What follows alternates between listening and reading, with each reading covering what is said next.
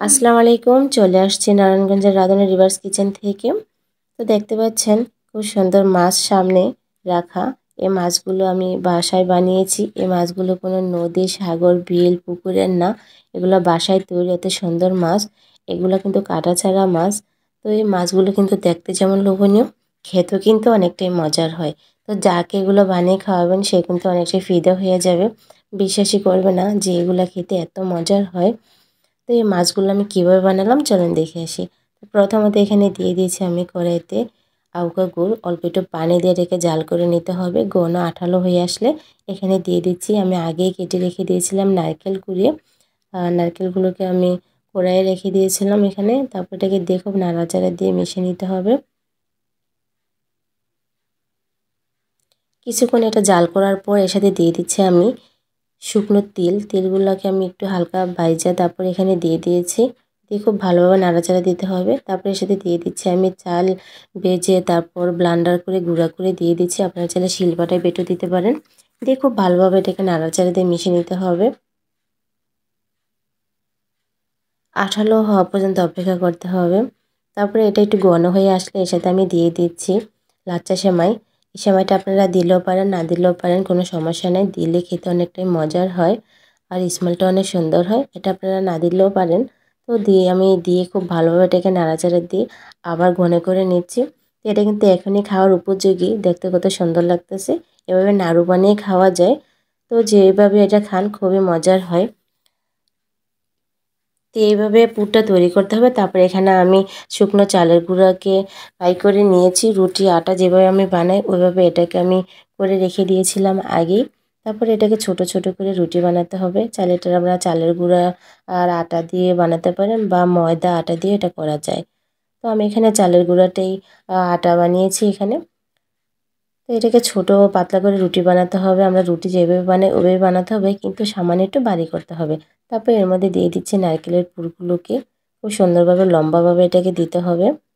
মানে মাছের যেভাবে শেপটা তৈরি করবো ওরকমভাবে দিয়ে আমি খুব সুন্দরভাবে দুই পাশ দিয়ে মাছের আকৃতিরভাবে মাপ মতো আমি কেটে নিচ্ছি।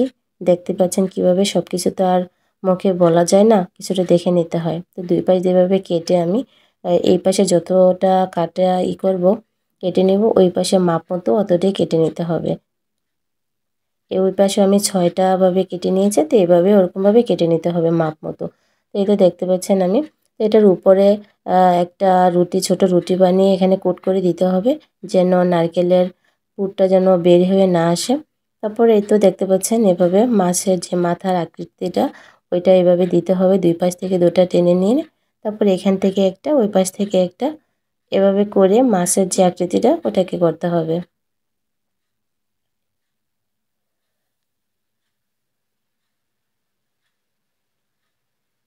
এই তো ফাইনালি খুব সুন্দর হয়েছে।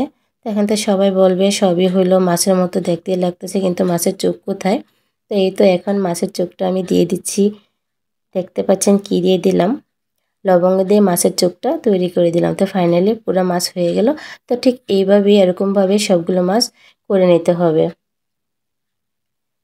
তো মাছগুলো আমার করা হয়ে গিয়েছে। এখন আমি একটা কড়াই দিয়ে দিচ্ছি পরিমাণ মতো তেল। দিয়ে তেলটা গরম করে আসলে তারপরে এর মধ্যে দিয়ে দিতে হবে মাছগুলোকে। মাছগুলো দিয়ে খুব ভালোভাবে ভেজে নিতে হবে।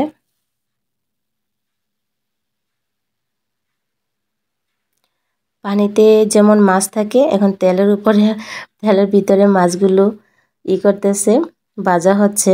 তো দেখতে পাচ্ছেন। তো মাছ তো দেখা যায় আকৃতি, আমরা তো আর মাছের যে জীবনটা সেটা দিতে পারবো না। তো দেখতে মাছের মতোই হয়েছে, এটাই বেশি, আর কিছুই না। তো এই তো এপাট ওপাট করে আবার এটাকে উল্টে দিয়ে ভেজে নিতে হবে। বাদামি কালার আসা পর্যন্ত অপেক্ষা করতে হবে। এতে ফাইনালি মাছগুলো ভাজা হয়ে গিয়েছে। এখন আমি এগুলোকে তুলে নিচ্ছি। দেখতে কত লোভনীয় লাগতেছে, তাই না? তো এভাবে অবশ্যই আপনারা বাসায় ট্রাই করবেন। আমার এত কঠিন না, আর খেতে কিন্তু অনেকটাই মজার হয়। তো এক এক করে সবগুলো মাছ এভাবে বেছে নিতে হবে।